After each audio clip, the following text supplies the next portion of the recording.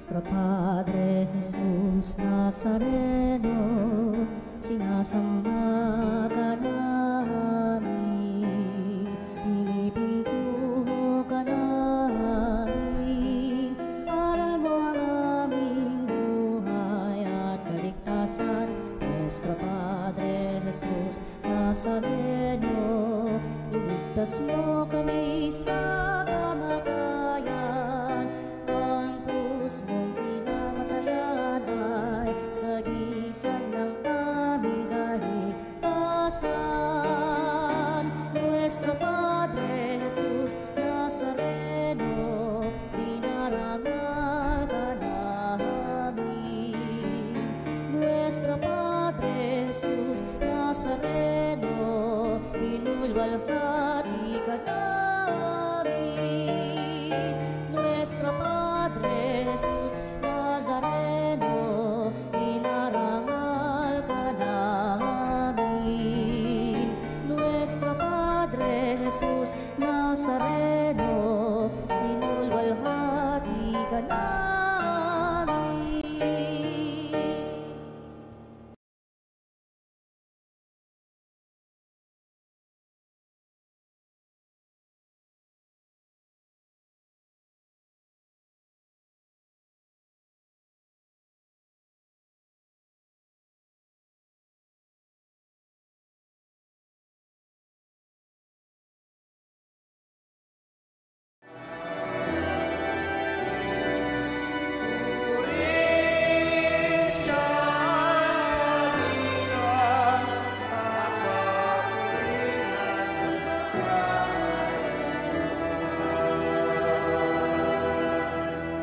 Sa ngalan ng Ama at ng Anak at ng Espiritu Santo. Amen. Sumainyo ang Panginoon. At sumainyo rin. Mga kapatid, binabago ng muling pagkabuhay ng Panginoon ang ating mga pananaw at ang ating mga pagtugon sa mga sitwasyon na pinagdadaanan natin sa buhay.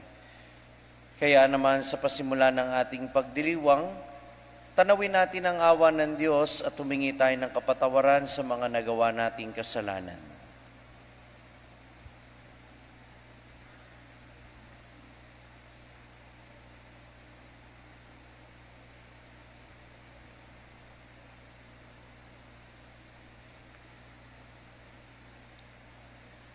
Isinugong tagapagpagaling ng mga nagsisisi, Panginoon, kaawaan mo kami. Panginoon, kaawaan mo kami. Dumating na tagapaganyaya para makasalanay magsisi, Kristo, kaawaan mo kami. Kristo, kaawaan mo kami. Nakaluklok ka sa kanan ng Ama para ipamagitan kami, Panginoon, kaawaan mo kami. Panginoon, kaawaan mo kami. Kaawaan tayo ng makapangyarihan Diyos, patawarin tayo sa ating mga kasalanan, at patnubayan tayo sa buhay na walang hanggan. Amen. Gloria in excelsis Deo.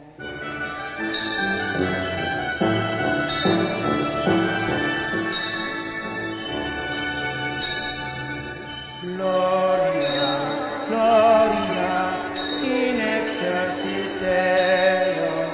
Gloria, Gloria in excelsis Deo.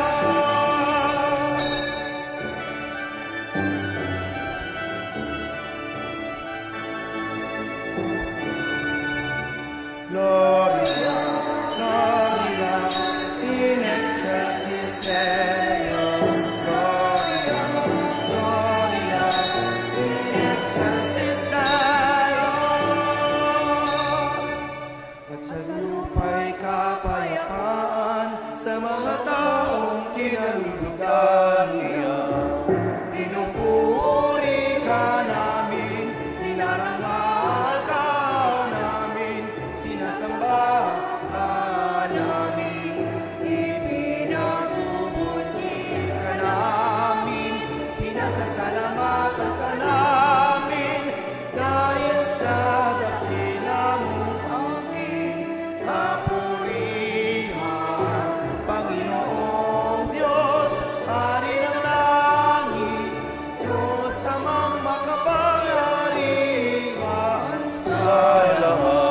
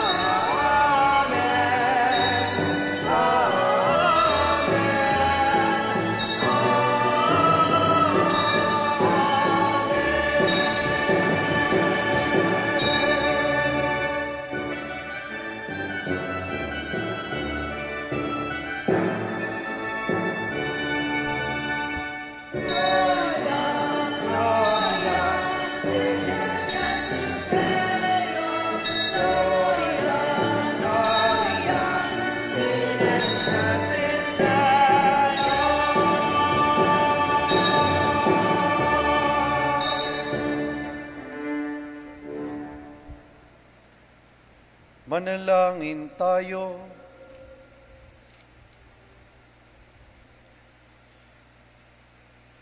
Ama naming makapangyarihan, sa pagganap sa Pasko ng pagkabuhay, ikaw ay nakipagtipan sa sangkatauhan.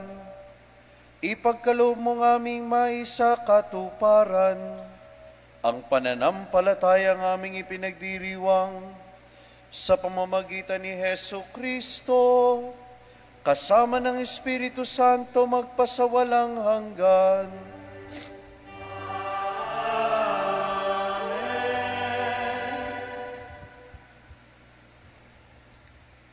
Tayo po ngayon ay nasa unang bahagi ng ating pagdiriwang, ang liturhiya ng salita ng Diyos.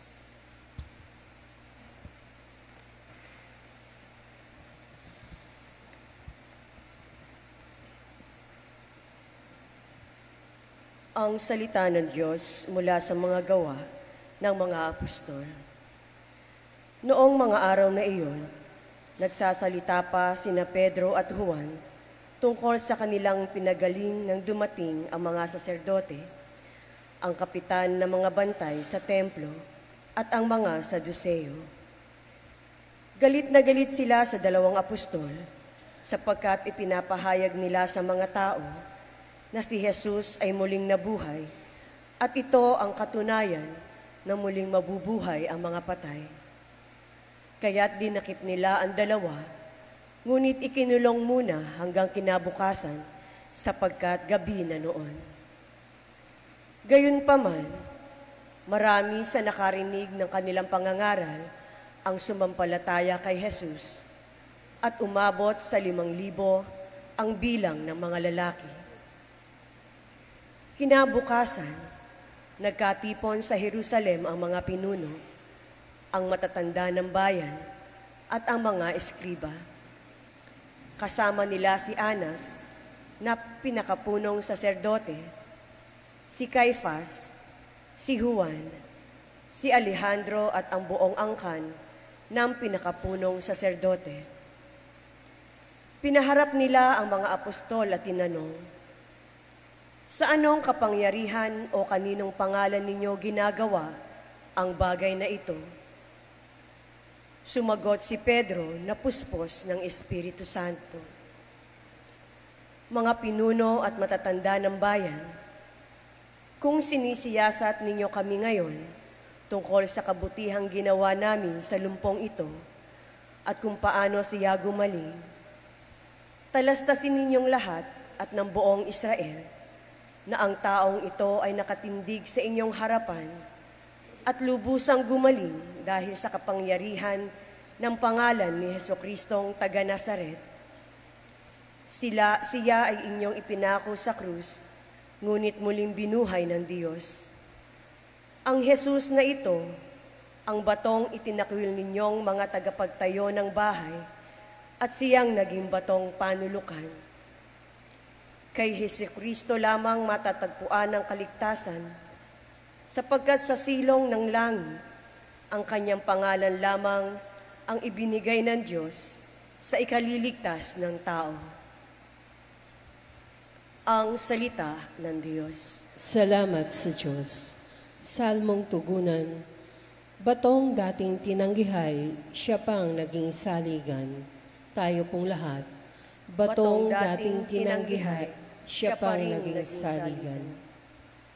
O pasalamatan ang Panginoong Diyos sapagkat siya ay mabuti. Ang kanyang pag-ibig ay napakatatag at mananatili. Ang taga-Israel, bayaang sabihit kanilang ihayag, ang pag-ibig ng Diyos ay hindi kukupas. Lahat na may takot sa Panginoong Diyos dapat magpahayag, ang pag-ibig niya ay hindi magwawakas. Batong dating tinanggihay, siya pang naging saligan. Ang batong natakwil na nangagtatayo ng tirahang bahay, sa lahat ng bato ay higit na mahusay. Ang lahat ng ito, ang nagpamalas ay ang Panginoong Diyos. Kung iyong mamasdan ay kalugod-lugod. O kahanga-hanga ang araw na itong ang Diyos ang nagbigay, tayo ay magalak, ating ipagdiwang. Batong dating tinanggihay, siya pang naging saligan. Kami ay iligtas, tubusin mo poon, kami ay iligtas, at pagtagumpayin sa layunin at hangad. Ang pumaparito sa ngalan ng poon ay pagpapalain, magmula sa templo, mga pagpapala ay kanyang tatanggapin, ang poon ang Diyos. Batong dating tinanggihay, siya pang naging saligan. Tayo po'y magbigay galang sa mabuting balita ng Panginoon.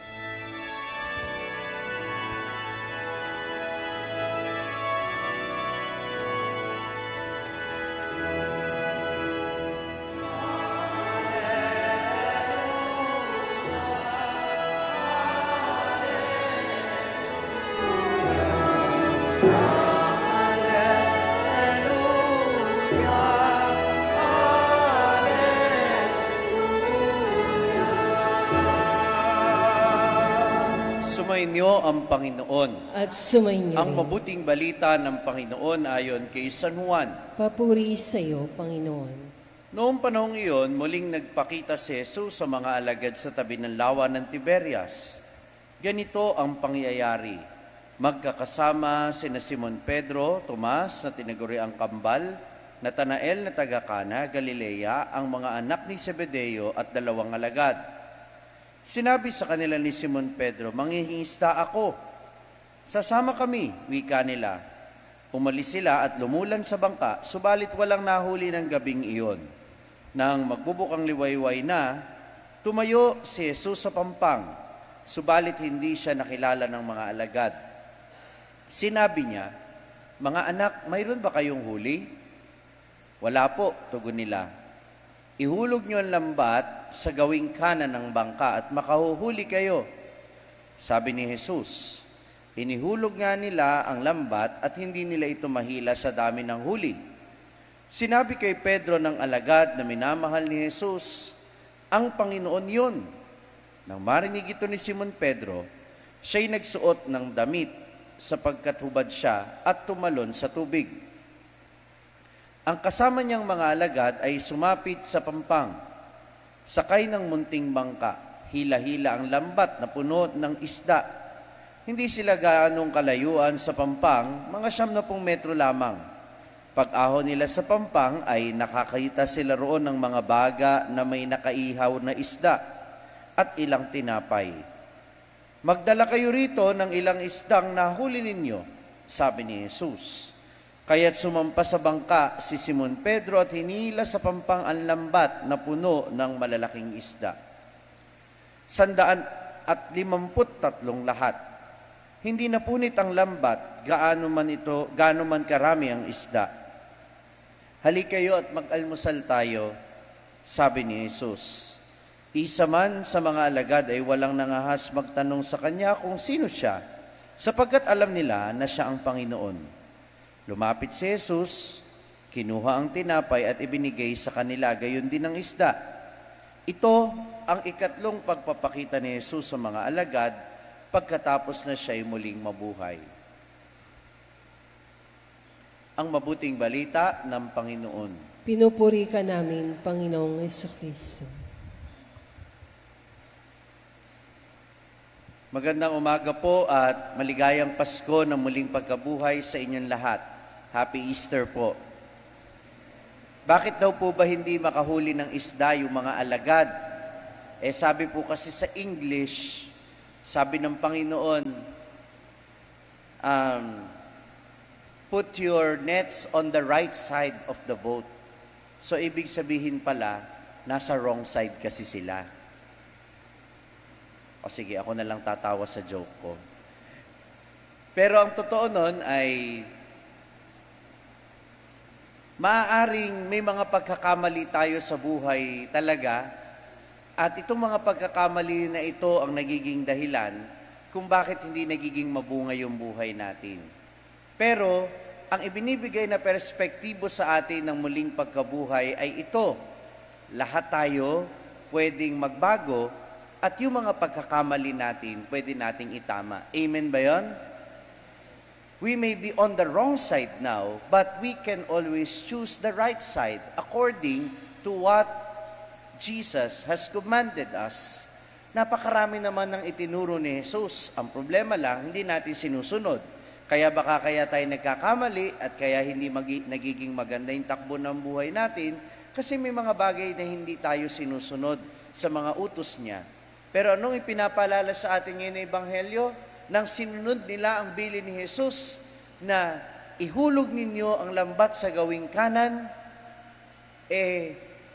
kapag si Jesus ang nagsabi, may mangyayari at magiging mabunga. Kasi kung tutusin yun, logic, no? Bangka. Late lang naman nung bangka. Ano ba pinagkaiba nung doon ka maghulog sa ibabaw, sa ilalim, sa kanan, sa kaliwa? Pare-pareho lang naman yung dagat, di ba? Pero hindi Ano ang kaibahan nun? Huwag mong isipin yung lohika ng tao.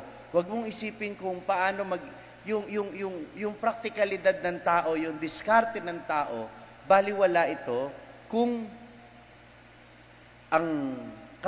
ang kapalit nito ay kalooban ng Diyos, mas dapat na piliin natin kung ano yung kalooban ng Diyos kaysa diskarte ng tao dahil mas nagiging mabunga ang kalooban ng Diyos. Kahit sa una, parang hindi ka panipaniwala. Halimbawa, yung utos tungkol sa pagbibigay ng ikapo. Yan ay nasa Biblia. Siyempre, sasabihin natin, diskarte, praktikalidad. Napakalaki naman ng 10% na ibibigay ko. Pero pag inisip mong mabuti, kung gaano karami yung pagpapalang ibinibigay sa iyo ng Diyos, kaunting-kaunti lang yun. At kapag ipinagkatiwala mo sa Panginoon, yung 10% na iyon, hindi mo masasabi kung gaano kalaki yung pwede niyang ibigay pang balik biyaya sa iyo dahil sa iyong kabutihang puso. We lack that sense of trust in our Lord. At ito yung unang pagkakamali ng mga alagad noon. Natatandaan nyo ba sa Ebanghelyo? Nung unang tinawag ni Jesus ang kanyang mga alagad, ayaw nilang maniwala kaagad na doon sa sinabi ni Jesus na ihulog nyo ang lambat. Kaya gulat na gulat sila, nung unang pagkakataon na inutusan sila ni Jesus na ihulog ang lambat, gulat na gulat sila nang marami silang nahuli. Kaya nasabi ni Pedro sa kanyang sarili at nasabi niya sa Panginoon, lumayo po kayo sa akin sapagkat ako'y makasalanan. Natatandaan niyo yon sa Ebanghelyo? That was the first time that Jesus called His disciples. Tapos, yung nangyari ngayon, parang deja vu. Alam niyo ba yung deja vu? Sabihin niyo nga, deja vu. Yung deja vu, yan yung parang nangyari na to Na-experience niyo na ba yun? Halimbawa, na nagsasalita ako, nakikinig kayo dyan, parang nangyari na to. Kaya may pinuntahan kayong lugar, parang nangyari na to. First time niyo lang naman pumunta dun sa lugar na yon, at first time niyo lang ginawa yung activity na yon, pero parang nangyari na to. Itong ebanghelyo natin, ganun din, parang nangyari na noon. Nung una silang tinawag ng Panginoon, pero iba na yung pagtugon nila. Ngayon, sumunod ka agad. Nung ma-recognize nila si Jesus yon, sumunod sila kaagad. Pangalawa, nung unang tinawag sila ng Panginoon at nakahuli sila ng marami, ang description ng gospel, halos mapunit ang lambat sa dami ng kanilang huli. Ngayon, sinasabi ng Ebanghelyo, maliit lang ang bangka, marami silang huri, pero hindi napunit ang lambat. Anong ibig sabihin nun? Dati, hindi nila kaya. Ngayon, kaya na nila. Bakit? Sapagkat pinalakas na sila ng karanasan nila ng muling pagkabuhay ng Panginoon. At sana ito yung dulot sa atin ng muling pagkabuhay ng Panginoon. Nababago sana yung mga perspektibo natin sa buhay. Sana mas nagiging matatag tayo sa buhay. A Christian should not fall into despair because the resurrection of Jesus is our hope. Ang pag-asa natin ay nasa muling pagkabuhay ng Panginoon, kaya ang Kristiyano sana ay hindi dapat nawawala ng pag-asa. Dahil kahit walang huli, kahit walang bunga ang mga pagsusumikap ngayon, naniniwala tayo na kung susundin natin ang Panginoon, magbubunga din ang ating mga pagsusumikap pagdating ng takdang panahon. Amen ba yon? At sana, kagaya ni San Pedro, na nagkaroon ng pagbabago ng perspektibo, hindi lang sa buhay, kundi sa kanyang sarili. Dati, ano ang sabi niya? Lumayo po kayo sa aking Panginoon. Ngayon, ano ang sabi niya? Ngayon si Pedro hindi masyadong nagsalita, pero excited siya na lumapit kay Jesus. Ano ang ginawa niya? Nagbihis siya, lumundag sa dagat at lumapit sa Panginoon. Di ba kayo nawiwirdohan doon? Pag ba kayo nagsuswimming, nagbibihis muna kayo bago lumundag? Di ba nga, naguhubad nga dapat? Pero bakit nagbihis si Pedro? Tanong niyo sa akin, bakit? Dati po, kapag binibinyagan ng mga Kristiyano, bago ka lumubog sa tubig, bibihisan ka muna ng kulay puti. Nagpapalit muna ng damit. Ano ang pinapahiwatig nun? Binyag. Pag tayo bininyagan, yung ating sense ng pagiging makasalanan at yung mga kasalanan natin nawawala. Kaya tayo nagiging karapat-dapat na lumapit kay Jesus at makisalo sa kanyang hapag. Kaya si Pedro, nagbihis, lumundag sa tubig, at pagdating sa pangpang, nakikain kay Jesus. At yun yung pagdiriwang natin ngayon. Dahil tayo nabinyagan, binihisan, inilubog sa tubig ng binyag, ngayon tayo makikisalo sa hapag niya. At itong nagbibigay sa atin ng pag-asa, itong nagbibigay sa atin ng bagong perspektibo, ito ang bunga ng ating pananampalataya, ang matanggap ang katawan at dugo ng Panginoon na nagbibigay sa atin ng lakas at pinagmumula ng ating pag-asa. Kaya naman, sa mga pagkakataong parang walang nangyayari sa buhay natin, sa mga pagkakataong alam nating may mga pagkakamali tayong nagawa, huwag nating susukuan ang ating mga sarili dahil hindi tayo sinusukuan ng Panginoon. Tinatawag niya tayo sa hapag ng banal na Eucharistia upang umigib ng pag-asa, upang magbago ang ating perspektibo at makita natin ang ating buhay hindi sa dilim ng ating kahinaan, kundi sa liwanag ng kanyang muling pagkabuhay na nagpapaalalang lahat tayo po pwedeng magbagong buhay. Amen.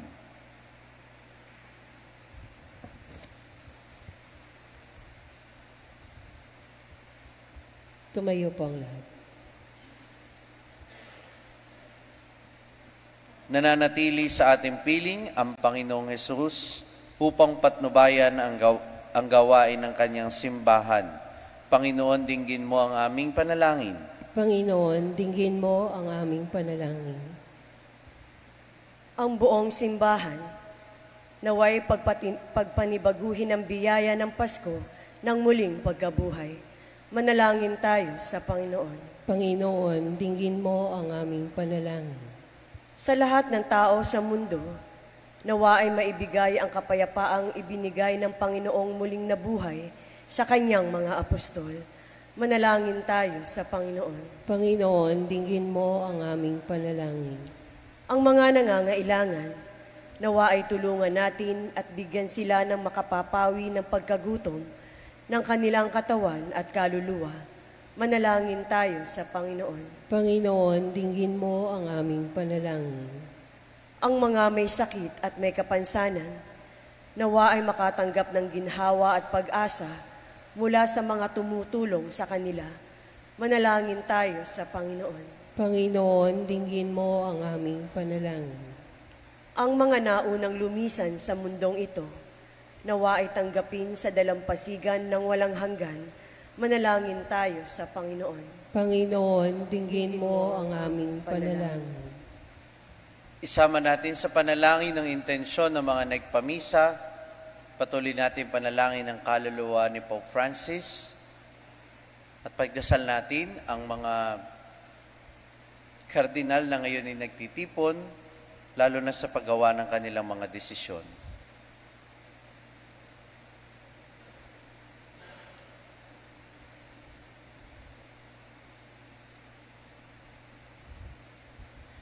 Diyos na aming Ama, ibinalik mo kami sa iyo sa pamamagitan ng muling pagkabuhay ng iyong anak. Dinggin mo ang aming panalangin at palakasin mo kami sa pagpapatotoo sa aming pananampalataya sa muling pagkabuhay sa pamamagitan ni Kristong aming Panginoon. Amen. Tayo po ngayon ay nasa ikalawang bahagi ng ating pagdiriwang, ang liturhiya ng Eucharistia.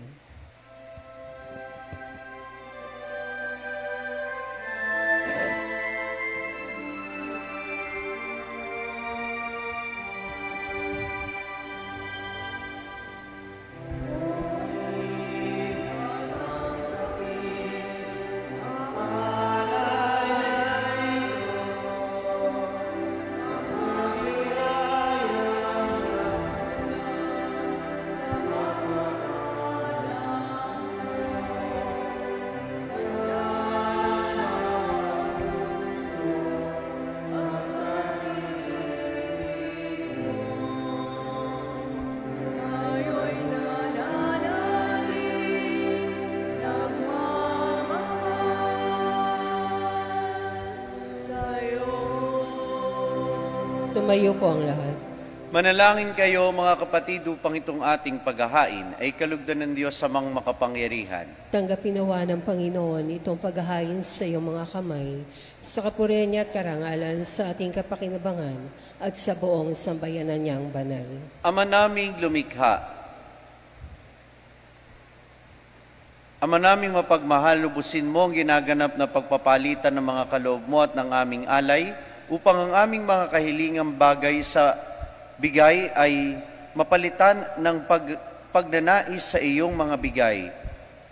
Sa pamamagitan ni Jesucristo kasama ng Espiritu Santo magpasawalang hanggan. Amen. Sumainyo ang Panginoon. At sumainyo rin. Itaas sa Diyos ang inyong puso at diwa. Nasa namin sa Pasalamatan natin ang Panginoong ating Diyos. Marapat na siya ay pasalamatan. Ama naming makapangyarihan, tunay ngang marapat na ikaw ay aming pasalamatan. Ngayong ipinagdiriwang ang paghahain ng Mesiyas, ang maamong tupa na tumubos sa aming lahat. Sa iyong anak na minamahal ay na naghain ng sarili niyang buhay.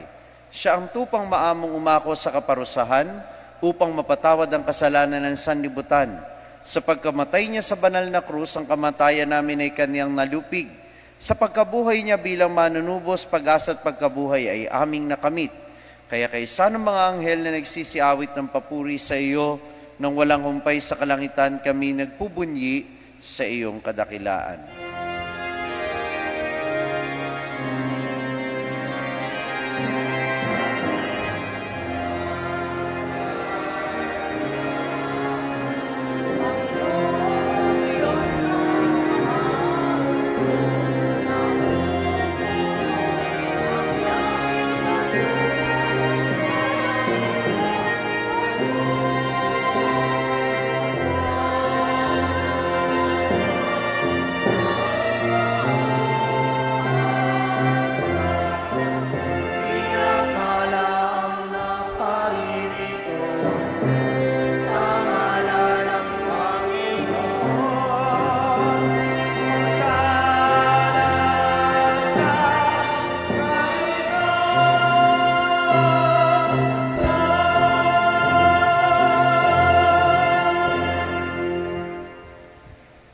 Ama naming banal, dapat kang purihin ang tanang kinapal sapagkat sa pamamagitan ng iyong anak na aming Panginoong Jesucristo at sa kapangyarihan ng banal na Espiritu, ang lahat ay binibigyan mo ng buhay at kabanalan.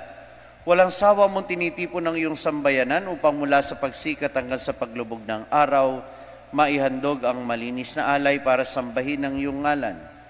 Amay, sinasamo naming pakabanalin mo sa kapangyarihan ng banal na Espiritu ang mga kaloob na ito na ilalaan namin sa iyo.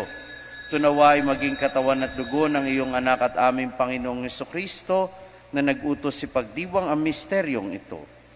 Noong gabing ipagkanulo siya, hinawakan niya ang tinapay, pinasalamatan kaniya. Pinagati-hati niya iyon, iniabot sa kaniyang mga alagad at sinabi, "Tanggapin ninyo lahat ito at kanin. Ito ang aking katawan na ihahandog para sa inyo."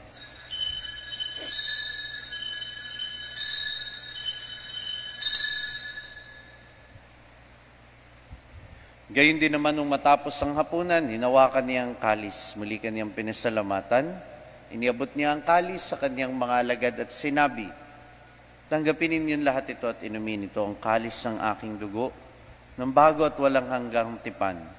Ang aking dugo na ibubuhos para sa inyo at para sa lahat, sa ikapagpapatawad ng mga kasalanan. Gawin ninyo ito sa pag-alala sa akin."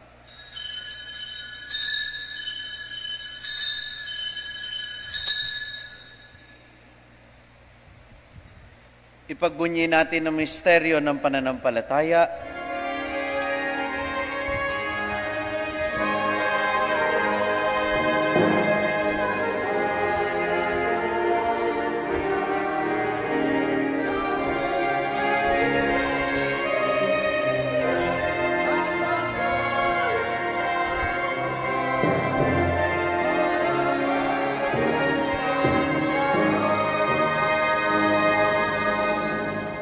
Ama, ginugunita namin ang pagkamatay ng iyong anak na sa amin nagligtas, gayon din ang kanyang muling pagkabuhay at pag-akyat sa kalangitan, samantalang ang kanyang pagbabalik ay pinananabikan.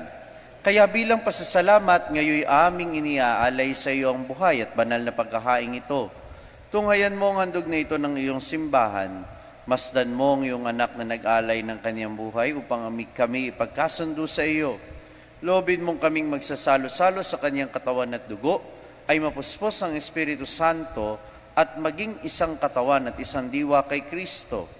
Kami nawa ay gawin niyang handog na habang panahong nakatalaga sa iyo, tulungan nawa niya kaming magkamit ng iyong pamana, kaysa ng ina ng Diyos, ang mahal na Birheng Maria, ni San Jose ang kanyang esposo, kaysa ng mga apostol, mga martir at kaysa ng lahat ng mga banal na inaasahan naming laging nakikiusap para sa aming kapakanan. Ama, ang handog na ito ng aming pakikipagkasundo sa iyo ay magbunga nawa ng kapayapaan at kaligtasan para sa buong daigdig. Patatagin mo sa pananampalataya at pag-ibig ang simbahan mong naglalakbay sa lupa, kaysa ng aming Obispo Dennis, ng tanang mga obispo at buong kaparian at ng iyong piniling sambayanan. Dinggin mo ang mga kahilingan ng iyong angkan na ngayon tinipon mo sa iyong harapan. Alalahanin mo, Amang maawain, kupkupin mo at pag-isahin ang lahat ng iyong mga anak sa bawat panig at sulok ng daigdig. Alalahanin mo si Francisco na tinawag mo mula sa daigdig na ito, nung siya'y binyagan, siya'y nakaisa ni Kristo sa pagkamatay. Ngayong siya'y pumanaw, naway makaisa siya ni Kristo sa pagkabuhay. Sa pagbibigay dangal sa aba naming katawan, nagagawing maningning sa liwanag ng pagkabuhay. Kaawaan mo at patuloyin sa iyong kaharian ng mga kapatid naming yumao at ang lahat ng lumisan na sa mundong ito na nagtataglay ng pag-ibig sa iyo. Umaasa kaming magtatamasa ng iyong kaningningang walang maliw na dadampi sa bawat luha ng dalamhati. Sapagkat kapag aming nasilayan ng iyong kagandahan, kami ay magiging katulad mo at sasamba kaming walang humpay sa iyo. Sa pamamagitan ni Kristo, na siyang pinagdaraanan ng bawat kaloob mo sa aming kabutihan. Sa pamamagitan ni Kristo, kasama niya at sa Kanya, ang lahat ng parangal at papuri ay sa iyo, Diyos amang makapangyarihan, kasama ng Espiritu Santo, magpasawalang hanggan. Amen. Sa tagubili ng mga nakagagaling na utos at turo ni Jesus na Panginoon natin at Diyos, ipahayag natin ang lakas loob.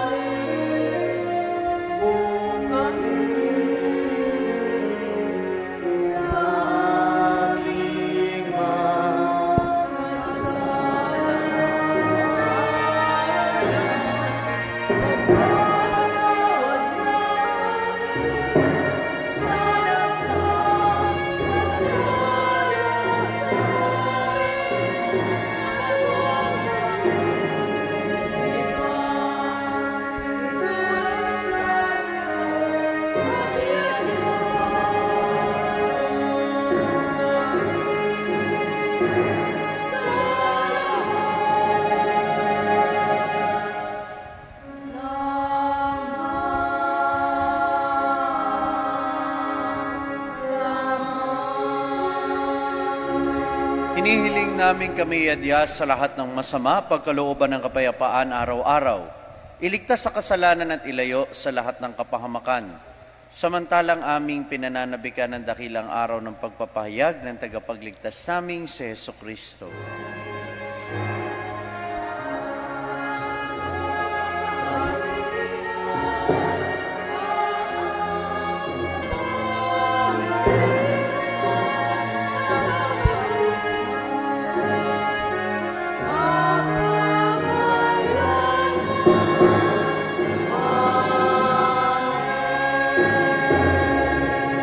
Panginoong Jesucristo, sinabi mo sa iyong mga apostol, kapayapaan ang iniiwan ko sa inyo, ang aking kapayapaan ang ibinibigay ko sa inyo. Tunghayan mo ang aming pananampalataya at huwag ang aming mga pagkakasala, pagkalooban mo kami ng kapayapaan at pagkakaisa ayon sa iyong kalooban. Kasama ng Espiritu Santo, magpasawalang hanggan. Amen. Ang kapayapaan ng Panginoon ay lagi nawang sumainyo. At sumainyo rin. Magbigayan kayo ng kapayapaan sa isa't isa.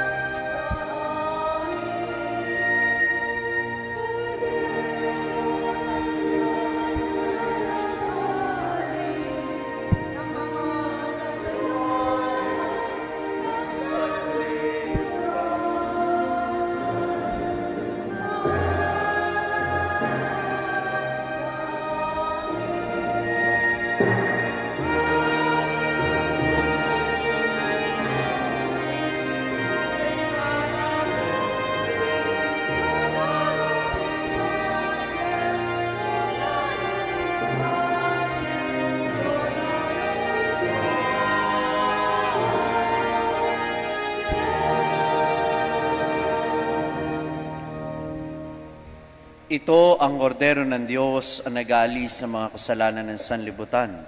Mapalad ang mga inaanyayahan sa kanyang piging. Panginoon, hindi ako karapat-dapat na magpatuloy sa iyo. Ngunit sa isang salita mo lamang ay gagaling na ako.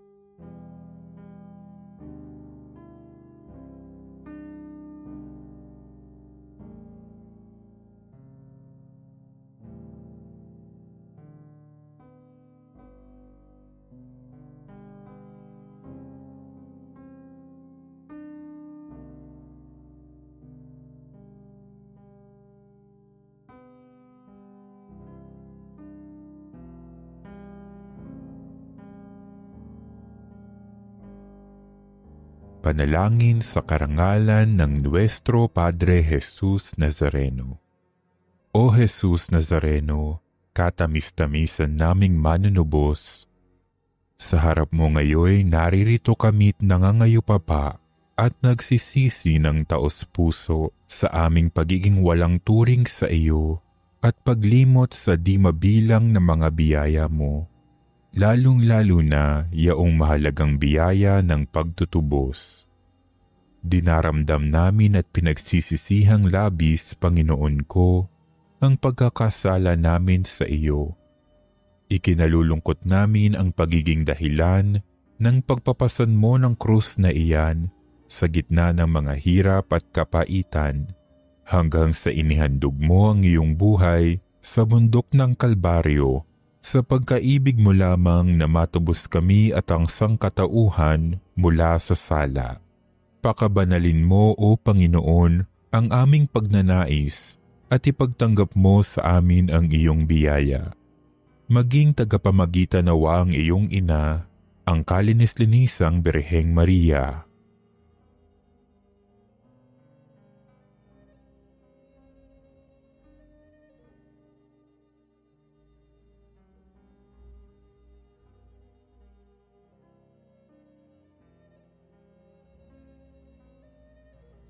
Ama naming makapangyarihan, niloob mong akuin ang iyong anak, ang krus at kamatayan, upang ang sangkatauhan ay matubos at mabuhay.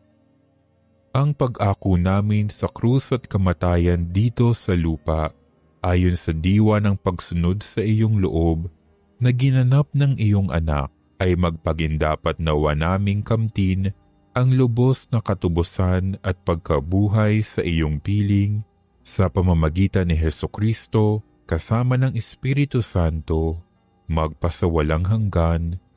Amen. Nuestro Padre Jesus Nazareno, Panginoon namin at Diyos, kaawaan mo kami.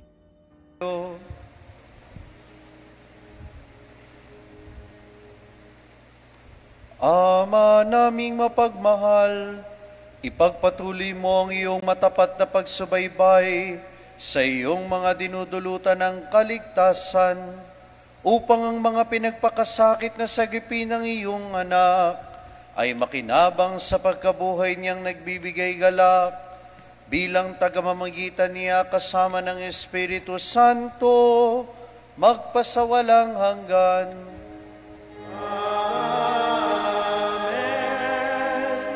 Sumainyo ang Panginoon. At sumainyo rin. Iyuko ang inyong ulo at tanggapin ang pagpapala. Sa dakilang kapistahang ito ng muling pagkabuhay ni Hesukristo, kayo nawa ay pagpalain ng makapangyarihan Diyos at sa katanang kasalanan ay Kanya nawang ipagsanggalang kayong nagdiriwang ngayon at magpasawalang hanggan. Amen. Sa pamamagitan ng muling pagkabuhay ni Hesukristo, pinagkalooban kayo ng Diyos ng kagalingan mula at kaligtasan. Puspusin nawa niya kayo ng kawalang kamatayan ngayon at magpasawalang hanggan. Amen. Matapos ipagdalamhati ang pagpapakasakit ni Hesukristo, ipinagdiriwang ngayon ang maligayang Pasko ng pagkabuhay ng mga tao. Pasapitin nawa niya kayo sa kagalakan ng kanyang kapistahan sa kalangitan, magpasawalang hanggan. Amen. At pagpalain kayo ng makapangyarihang Diyos, Ama at Anak, at Espiritu Santo. Amen.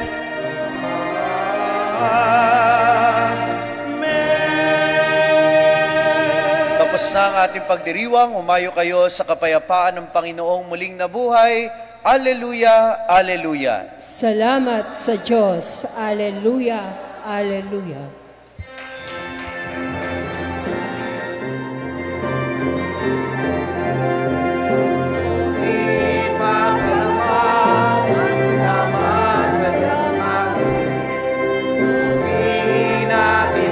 Salamatan ng Diyos na pag-ibig. Salamat, salamat sa mayamang pagdalaw at sa magandang kalikasan at sa aking kalangkuhan. Ngunit pasalamat sa masayang ating. Ngunit natin ang pasalamatan ng Diyos na pag-ibig.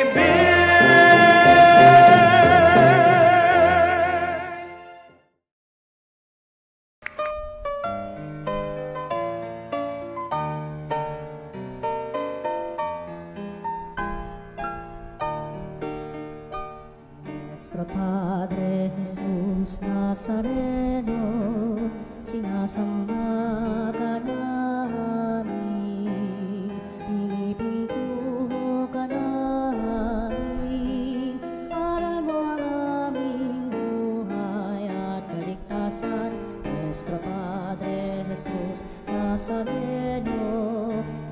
Ligtas mo kami sa kamatayan, ang krus mong pinamatayan ay sagisag ng aming kaligtasan. Nuestro Padre Jesus Nazareno, dinarangal ka namin. Nuestro Padre Jesus Nazareno, inulwalhati ka namin. Nuestro Padre Jesus Nazareno, inarangal ka namin. Nuestro Padre Jesus Nazareno,